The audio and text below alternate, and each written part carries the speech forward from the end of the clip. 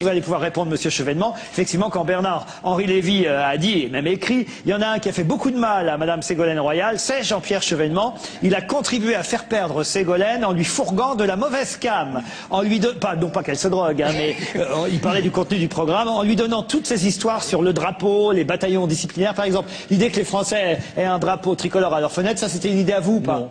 Mais je crois qu'elle lui avait été soufflée par un de ses conseillers qui était marseillais le jour où elle était à Marseille. Cela dit... Donc Bernard-Henri Lévy se trompe. Il se trompe comme surtout d'ailleurs. Et je considère que c'est vraiment un honneur. C'est vraiment beaucoup d'honneur que me fait Bernard-Henri Lévy.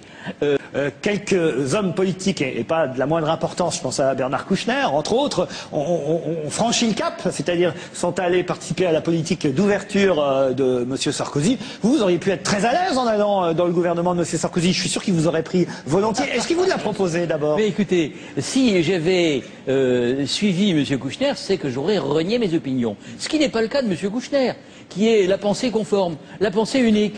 Hein, et il n'a pas eu besoin de retourner sa veste, puisque sa veste, c'est l'uniforme de la pensée unique, doublé à l'intérieur. Donc, je dirais... Moi, Bernard Kouchner, j'ai le combat politiquement, s'entend, mais depuis toujours.